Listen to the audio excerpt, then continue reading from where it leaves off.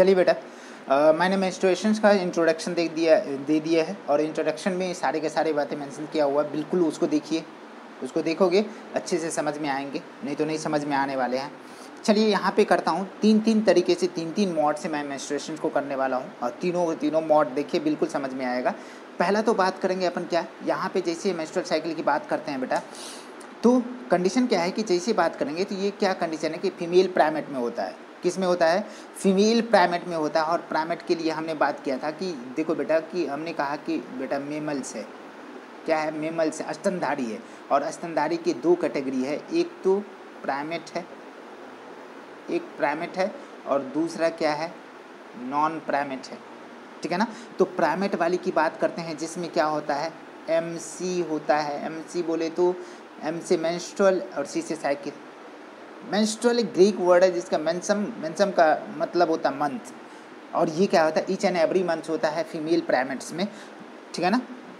तीन ही है, monkey, apps और वुमेन बीइंग, बस। इसके अलावा जो भी है वो नॉन प्राइमेट में आते हैं, गाय, भैंस, गधा, बकरी, उल्लू, सॉरी मतलब कि गधा, बकरी, ठीक है ना।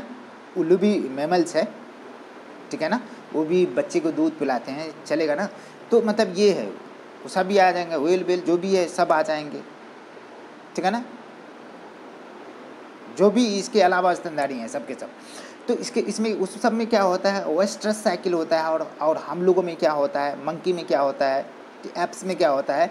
ये एमसी होती है, मेंस्ट्रुअल साइकिल होती है। तो इसके कंडीशन में जैसे ही बात करते हैं, ये देखो बेटा, मंकी है, एप्स है, फिर जो है ह्यूमन बीइंग है, ये हो गया।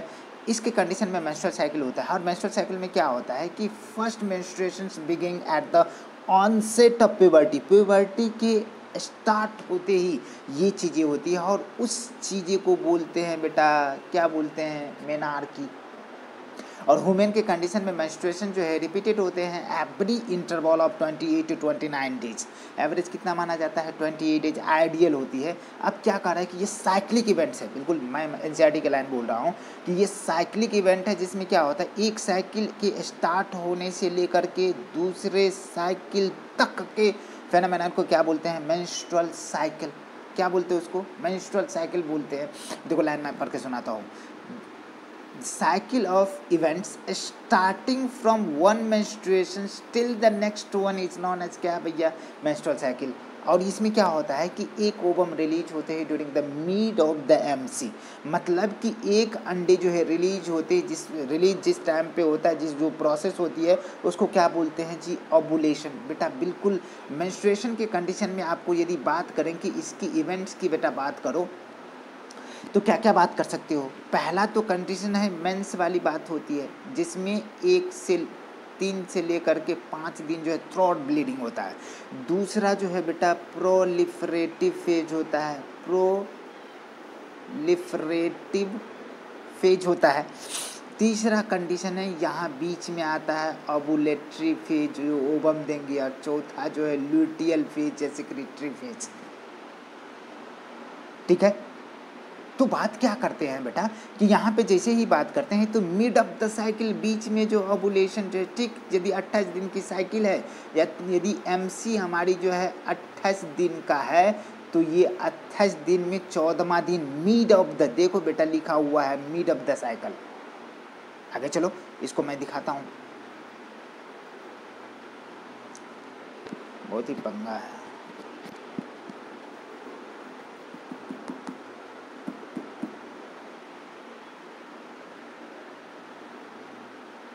ठीक है बेटा, ये मिड ऑफ द साइकिल होता है। ये मैं दिखाता हूँ कि यहाँ mid of the menstrual cycle हो गया।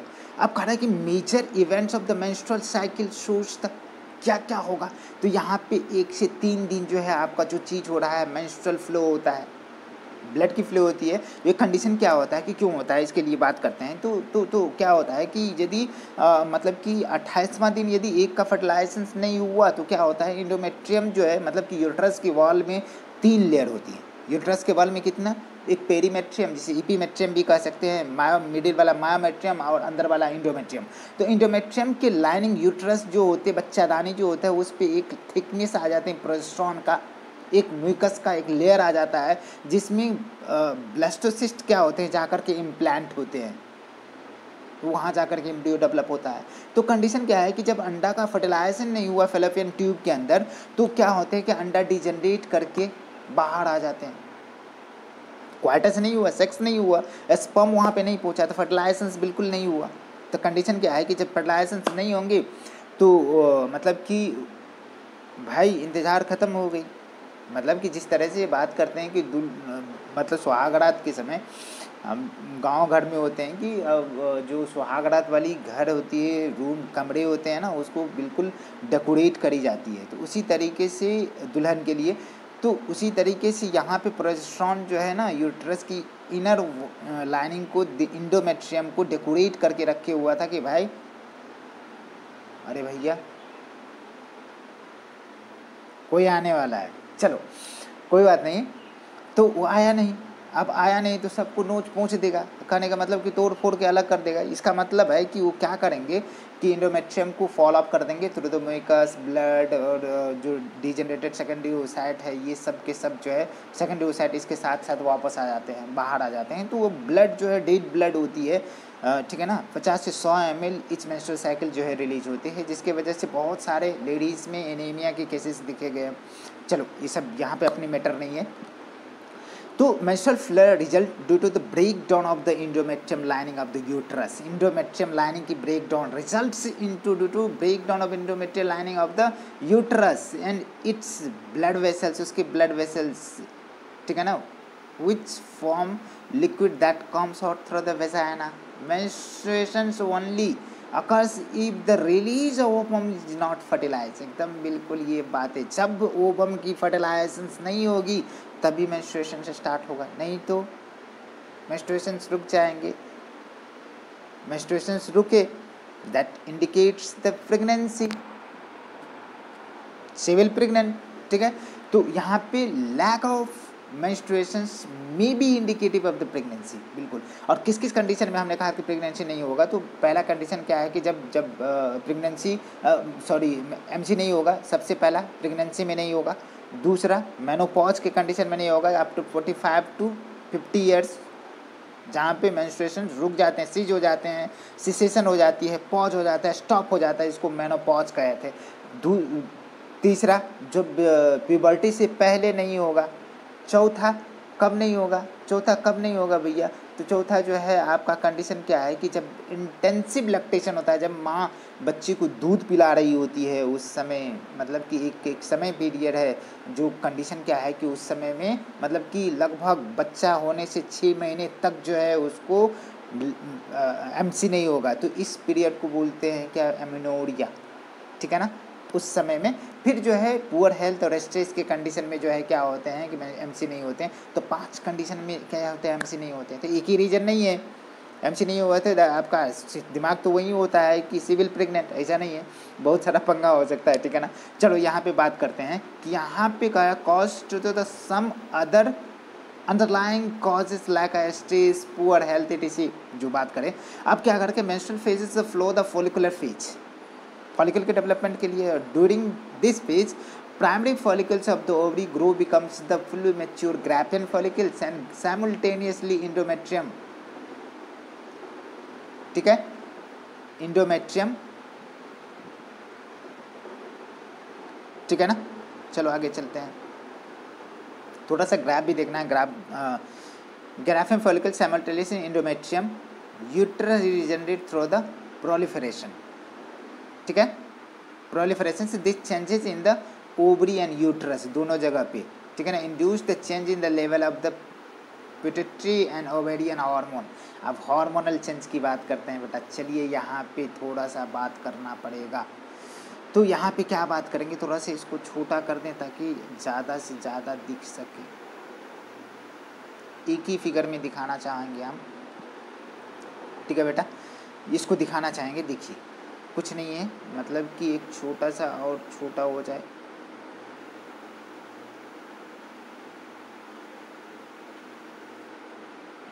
बिल्कुल इतना पे चलेगा।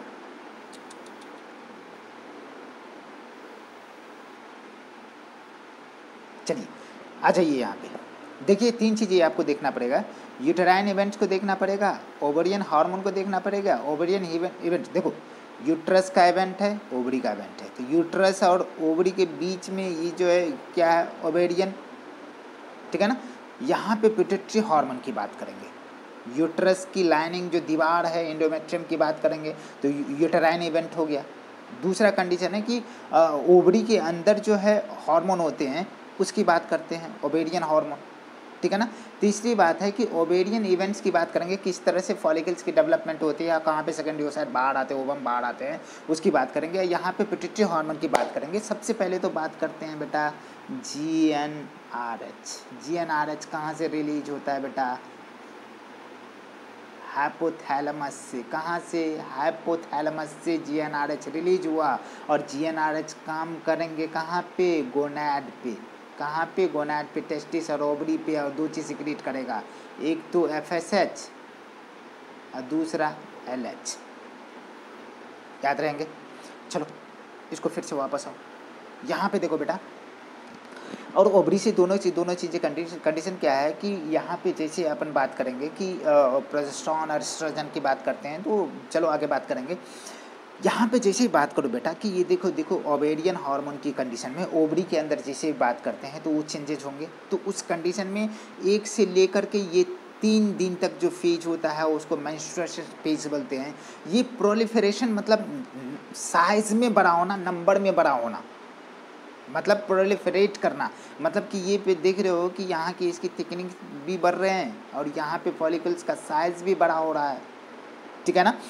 तो कंडीशन क्या है कि जैसे अपन बात करेंगे इस जगह पे, ये ल्यूटियल फेज जिसे सिक्रेटरी फेज बोलते हैं और पोस्ट ओवुलेटरी फेज बोलते हैं बेटा। ये ठीक मिडिल वाला है, जिस कौन सा दिन है, 14वां दिन है। ये इस समय क्या होता है कि यहाँ पे एस्ट्रोजन और LH की लेवल बेटा क्या होता है, हाई होता है, पिक पे होता है।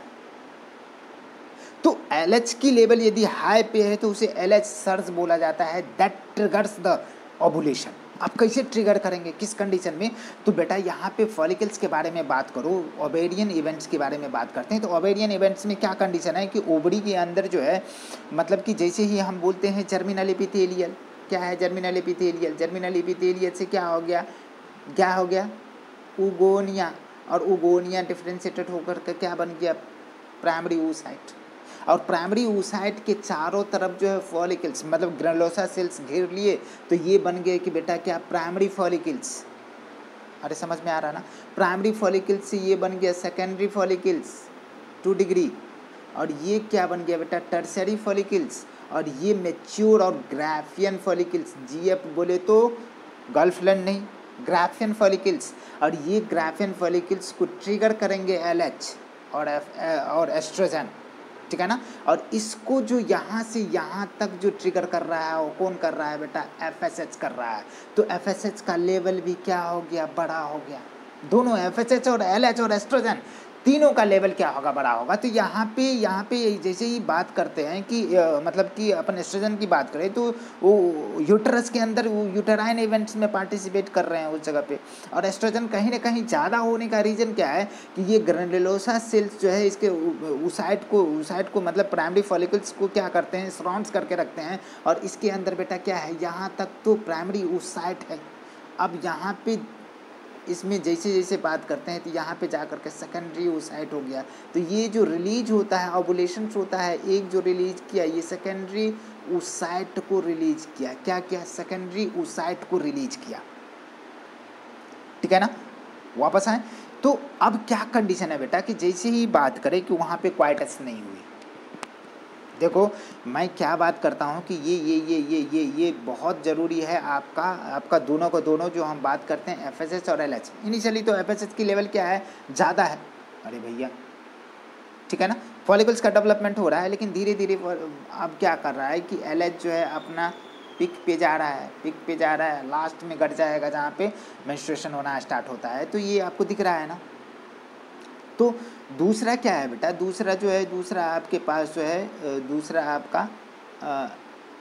दूसरा LH है। दूसरा LH की तो बात के, दूसरा जो FSH है, FSH पे मैं घुमा रहा हूँ ऐसे याद रहेगा, ठीक है ना। तो यहाँ पे देख लेना, ये कंडीशन क्या है कि इसी के वजह से एफएसएच के वजह से फॉलिकल्स में ग्रोथ होते हैं, फॉलिकुलर स्टिमुलेटिंग हार्मोन, ये फॉलिकल्स स्टिमुलेट करके बहुत ज़्यादा हो गए। और यहाँ पे एस्ट्रोजन की बात करते हैं बेटा, जितने नंबर ऑफ ग्रेन्युलोसा सेल्स है उतने एस्ट्रोजन का लेवल क्या होगा, ज़्यादा होगा। तो यहाँ पे ज़्यादा नंबर में बन गया। और क्या क्या बनते हैं, किस तरीके से होते हैं, अपन उसमें डिटेल नोट से चलेंगे। यहाँ पे छोटे छोटे जो स्पेस दिख रहा है बेटा, इसको बोलते हैं, इस स्पेस को बोलते हैं क्या, इस स्पेस को बोलते हैं एंट्रम। क्या बोलते हैं, एंट्रम।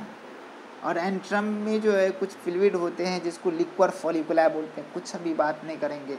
यहाँ सेकेंडरी ओसाइट के कंडीशन में क्या होता है, इसके चारों तरफ जो है एक थीका सेल्स डेवलप होता है, और थीका भी डिफ्रेंशिएट होकर के थीका एक्सटर्ना और थीका इंटरना हो जाता है, ठीक है ना।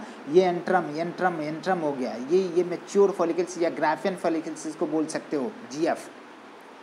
यहाँ जो ओवम, सेकेंडरी ओसाइट, ओवम नहीं कहेंगे अभी सेकेंडरी ओसाइट ही कहेंगे। अब क्या कंडीशन है कि यहाँ पे फर्टिलाइजेशन नहीं। अब देखो बेटा, यहाँ पे ओवेरियन हार्मोन के बारे में बात करो तो ओवेरियन के कंडीशन में क्या होगा कि यहाँ पे जैसे एस्ट्रोजन के लेवल क्यों बढ़ने लगा, फॉलिकल्स का ग्रेनुलोसा सेल्स बढ़ रहे हैं तो क्या कर रहा है, एस्ट्रोजन को बना रहा है, तो एस्ट्रोजन का लेवल जो है बढ़ रहा है बेटा, बढ़ गया। अब फिर से ये ओवुलेशन हुआ, कुछ नहीं हो रहा था, ये फिर से घट रहा है। और दूसरी कंडीशन क्या है कि जैसे ही अपन बात करेंगे, दूसरा कलर ले लेते हैं बेटा, यहाँ पे जैसे ही बात करते हैं प्रोजेस्टेरॉन का लेवल इनिशियली कम होता है, प्रोजेस्टेरॉन के लेवल इनिशियली कम होता है, लेकिन जैसे ही आगे बात करता है एलएच जो है ट्रिगर करता है उसको, ग्राफियन फॉलिकल्स को। ग्राफियन फॉलिकल्स ट्रिगर हुआ, ट्रिगर होने के बाद ओवुलेशन हो गया, ओवुलेशन होने के बाद इसको बोलते बेटा, इसको बोलते हैं कॉर्पस लूटियम। इसको क्या बोलते हैं, कॉर्पस लूटियम, Cl, इस स्ट्रक्चर को कॉर्पस लूटियम। और कॉर्पस लूटियम क्या करते हैं बेटा, प्रोजेस्टेरॉन को सिक्रीट करते हैं। प्रोजेस्टेरॉन का लेवल अल्टीमेटली क्या होगा, बढ़ना स्टार्ट हो जाएगा। और बढ़ते बढ़ते 7वें दिन, ठीक 21वें दिन जो है इसका लेवल क्या हो जाएगा, मैक्सिमम हो जाएगा बेटा। और उसी समय पे क्या होता है, यदि फर्टिलाइजेशन हुआ तो इम्प्लांटेशन होती है, उस समय जो है यूट्रस की वॉल सबसे ज़्यादा थिक बेटा, बहुत ही धांसू, सबसे ज़्यादा थिक होती है। और वहाँ यदि फर्टिलाइजेशन हुआ तो यहाँ पे आकर के इम्प्लांट हो जाएंगे ब्लास्टोसिस्ट, ठीक है ना। यदि फर्टिलाइजेशन नहीं हुआ, क्वाइटस नहीं हुई, एक स्पर्म का फ्यूजन नहीं हुआ, उस कंडीशन में क्या होता है कि ये धीरे धीरे जो है मतलब कि कॉर्पस लूटियम एक साइज बढ़ाते हैं तो और ज़्यादा प्रोजेस्टेरॉन करे। लास्ट ईयर अल्टीमेटली नहीं हुआ तो ये डिजनरेट होने लगते हैं और लास्ट में जो है कॉर्पस एल्विकांस में चेंज हो जाते हैं, regenerate the corpus luteum, last वाले को क्या बोलते हैं। और फिर से नेक्स्ट साइकिल स्टार्ट हो जाता है। बिल्कुल समझ में आया, समझ में आ रहा है ना, बिल्कुल समझ में आ रहा है कि नहीं आ रहा है। चलिए, समझ में आना चाहिए बिल्कुल। ये चीज़ें बहुत ही इम्पॉर्टेंट है, बहुत इम्पॉर्टेंट है बेटा। मैं ये सारे के सारे बातें हो गया। अब थोड़ा सा यहाँ पे मतलब अपने बात करेंगे कि किस तरह से कौन कौन दिन क्या होता है उसकी बात कर लो थोड़ा सा, ठीक है ना। तो हाइजीन की भी बात करी है, क्या क्या करना चाहिए, किस तरीके से करना चाहिए, सबकी बात करेंगे। तो मेंस्ट्रुअल हाइजीन की बात करेंगे तो थोड़ा सा पहले तो इसको देखो कि क्या कंडीशन है, क्यों बढ़े, जितने हमने बात किया उसका यहाँ पे समरी फॉर्म दिया हुआ है बेटा। क्या कंडीशन है, गोनेडोट्रोपिन में एफएसएच और एलएच दोनों का दोनों है, इंक्रीज करता है gradually during the follicular phase. जब फॉलिकल्स बढ़ने लगते हैं एफएसएच जो है क्या होता है कि उसको फॉलिकल्स को डेवलप करवाने लगते हैं, ठीक है ना। And stimulate the follicles development and well secretions of the oestrogen, ठीक है ना, by the growing of follicles. Follicles जैसे ग्रो कर रहे हैं उसमें ग्रेनुलोसा सेल्स ज़्यादा नंबर हो रहे हैं, एस्ट्रोजन का लेवल क्या हो रहा है, उतने ज़्यादा हो रहा है। Both the FSH and LH attain the peak level at the mid of the cycle. 14वां दिन भैया rapid secretion of LH lead to the maximum level at the mid, that is known as क्या, LH surge. बहुत बार पूछा गया है, मैं यहाँ कलर चेंज कर रहा हूँ बेटा, कलर चेंज कर रहा हूँ, एलएच सर्च। ठीक 14वां दिन पे इसकी लेवल क्या हो जाते हैं, mid of the cycle maximum हो जाती है, जिसको एलएच सर्च कहते हैं। और उसी समय क्या होता है, ग्राफियन फॉलिकल से मैच्योर फॉलिकल से रप्चर होती है to release the ovum, that process is known as क्या, ओवुलेशन। बिल्कुल सही है, the ovulatory phase, ovulation follow the luteal phase, कुछ ना कुछ सिक्रेशन होगा। ओवुलेशन हुआ तो कॉर्पस लूटियम बना, corpus luteum is responsible for the secretion of the क्या भैया, प्रोजेस्टेरॉन, और ये लेवल को और इन्हांस करेंगे। उसमें एस्ट्रोजन भी अपना मदद कर रहा है कि चलो भाई करो, और जितनी प्रोजेस्टेरॉन बनेंगे तो उतनी ही एंडोमेट्रियम की लाइनिंग जो है, यूट्रस की इनर लाइनिंग जो थिक होगा, उतनी ही 7वां दिन आकर के उसको इम्प्लांट करना। इसमें ढेर सारा क्वेश्चन है, मैं करवाऊंगा आपको, ठीक है ना। अब क्या कर रहा है कि during which remaining part of the Graafian follicles transform into corpus luteum. Of corpus luteum secrete large amount of progesterone, which is essential for the maintenance of the endometrium of the uterus, inner lining of the uterus. ठीक है ना। Such endometrium is necessary for the implantation of the fertilized ovum and other events of the pregnancy. Fertilized implantation की बात करते हैं। During the pregnancy events of the menstrual cycle stop, no menstruation. कब pregnancy के दौरान हो गया। अब ठीक है, in absence of fertilization corpus luteum degenerate कर जाते हैं in the form of corpus albicans, वो भी खत्म। It causes the degeneration of the endometrium leading to the menstruation. अब स्टार्ट हो गया मेंस्ट्रुएशन, नेक्स्ट फेज स्टार्ट हो गया marking of the new cycle. जैसे ही ये हुआ तो मार्किंग होना स्टार्ट हो गया कि भैया अब जो है दूसरा साइकिल, मतलब फर्टिलाइजेशन नहीं हुआ तो this cause disintegration of the leads to the menstruations. ये मार्किंग है मतलब कि नेक्स्ट साइकिल का। In human being menstrual cycle ceases at 50 years age, menopause जिसे कहते हैं। अब कह रहा है कि cyclic menstruation indicate the normal reproductive phase extend between the menarche and menopause. यदि 11 साल में बच्ची ने क्या किया, मेंस्ट्रुएशन स्टार्ट किया, 50 साल में ख़त्म हो गया, तो क्या भैया समझ में आ रहा है ना। तो फर्टाइल पीरियड कितने दिन का हो गया, बिल्कुल बताना, ठीक है ना। फर्टाइल पीरियड कितना हो गया फीमेल का। और दूसरी बात ये भी बताना आप कमेंट्स बॉक्स में, बिल्कुल आपको करना ही करना है। यदि 3 जो है महिला है, 3 महिला का मेंस्ट्रुअल साइकिल जो है मतलब कि एक 24 का, एक जो है 28 का, एक जो है 35 दिन का मेंस्ट्रुएशन है, तो बताना कि एस्ट्रोजन का लेवल कब होगा मैक्सिमम, प्रोजेस्टेरॉन का लेवल कब होगा मैक्सिमम, प्रोजेस्टेरॉन का लेवल कब होगा मिनिमम, और ओवुलेशन किस दिन होगा, बिल्कुल बताना, ठीक है। ये आपके लिए क्वेश्चन है, ठीक है। ओके।